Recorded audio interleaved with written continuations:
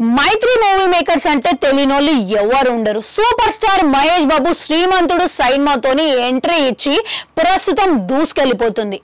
భారీ బడ్జెట్స్ తో ఏకంగా 6 భారీ చిత్రాలను నిర్మిస్తూ ఒకదాని తర్వాత ఒకటి నిర్మిస్తున్నది.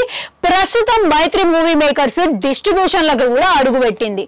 సలార్ సినిమాతోని డిస్ట్రిబ్యూషన్లకి ఎంటర్ అయ్యి భారీ వసూళ్ళని అందుకున్నది. ఆ తర్వాత హనుమాన్ అనే చిన్న సినిమా రిలీజ్ అయిన తర్వాత బ్లాక్ బస్టర్ హిట్ కొట్టి మంచి వసూళ్లను కూడా తెచ్చిపెట్టింది అనమాట. ఇక ఈ విషయం పక్కకు పెడితే ప్రస్తుతం మైత్రి మూవీ మేకర్స్ వాళ్ళు 3 డబ్బింగ్ సినిమాలను రిలీజ్ చేసిర్రు అనమాట.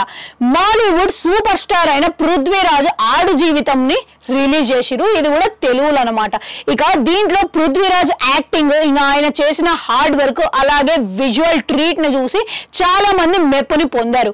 కాకపోతే ఇది సాధారణమైన ఆడియన్స్ కి ఆకట్టుకోలేకపోయిందని వసూలు అంతగా రాబట్టలేదు. ఇక దాని తర్వాత మాలీవుడ్ బ్లాక్ బస్టర్ హిట్ అయిన మంజుమేల్ బాయ్స్ ని కూడా డబ్ చేసి తెలుగు వర్షన్ లో తీసుకొచ్చింది మైత్రి మూవీ మేకర్స్.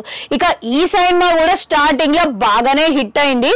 వసూళ్లు కూడా నార్మల్ గానే రాబట్టాయి. ఇక టాలీవుడ్ లోనే హైయెస్ట్ ఓపెనింగ్ కలెక్షన్స్ ఇచ్చి మంచి రికార్డ్ ని క్రియేట్ చేసింది ఇది మంజుమేల్ బాయ్స్ అనమాట. ఆ తర్వాత ఎందుకో తెలియదు కానీ వసూళ్లు అనేవి తగ్గిపోయినాయి. ఇక దాని తర్వాత కాలీవుడ్ సూపర్ స్టార్ అయిన విజయ్ యాంటనీ లవ్ గురు అనే సినిమా కూడా డబ్బింగ్ వర్షన్ లో మైత్రి మూవీ మేకర్స్ వాళ్ళు రిలీజ్ చేసిరు. ఇక దీని రివ్యూలు కూడా నార్మల్ గానే బాగానే వచ్చాయి. కానీ రివ్యూలకు తగ్గట్టుగా బాక్స్ ఆఫీస్ లో కలెక్షన్లు మాత్రం తగ్గిపోయినాయి అనమాట. మొత్తం మీద ఇక 3 సినిమాలే కాకుండా చాలా సినిమాలు రాబోయే కాలంలో రాబోతున్నాయి అనేది మనకి తెలిసిపోతున్నది. ఇక రాబోయే కాలంలో మైత్రి కూడా ఎట్లాంటి లాభాలు పొందుతాయి అనేది మనకి తెలియాల్సి ఉన్నది. మంచి సినిమాలే వేస్తున్నది కాబట్టి లాభాలు కూడా మంచిగానే రావాలని కోరుకుందాం. మళ్ళీ కలుద్దాం.